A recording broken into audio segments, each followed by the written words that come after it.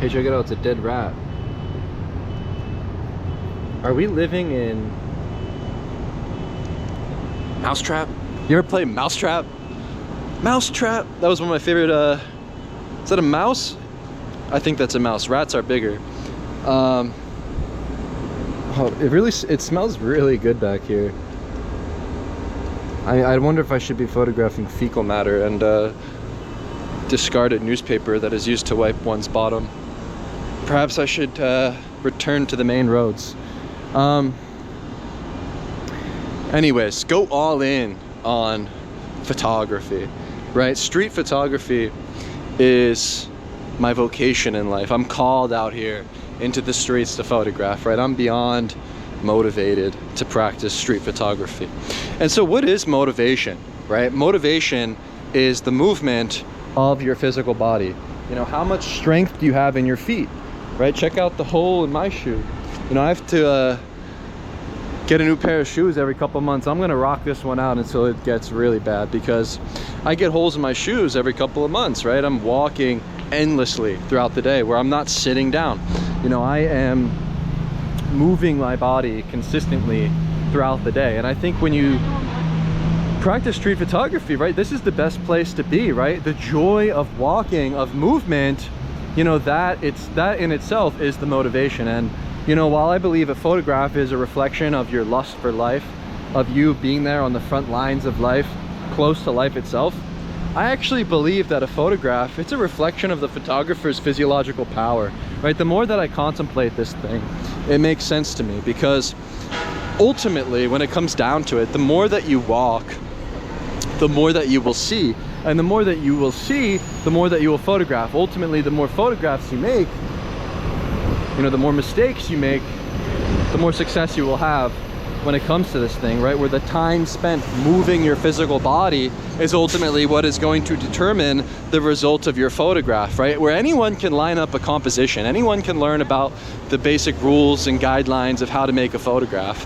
But are you courageous on the streets? Are you curious on the streets? Are you physically moving your body endlessly throughout the streets?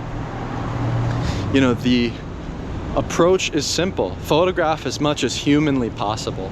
You know, how much can you photograph in a day? How much beauty can you behold in a lifetime? Like, this is the question that I'm curious about. You know, it's how much power can I possess within my physical body to then get me there with that will to press the shutter. You know, I think that is what it comes down to. It's ultimately a physiological thing, you know?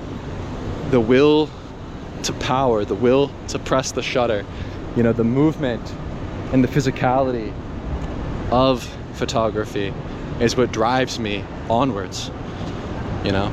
So strengthen your feet, strengthen your legs. Do you have the ability to walk on repeat endlessly?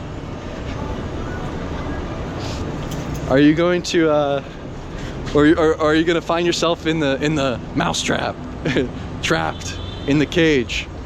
You know, I'm gonna take that mousetrap board, I'm gonna flip it, all the pieces are gonna scatter, and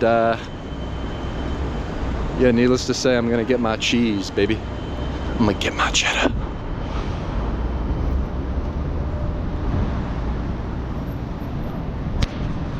Yeah, so moral of the story, yeah,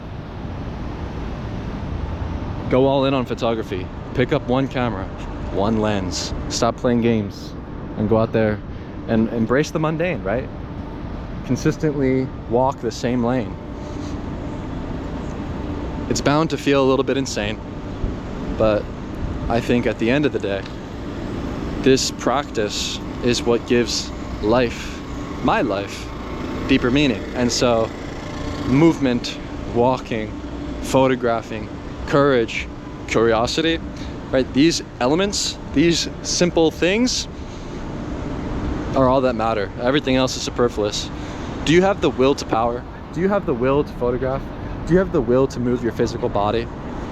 I think this is what ultimately determines the results of the photographs we make.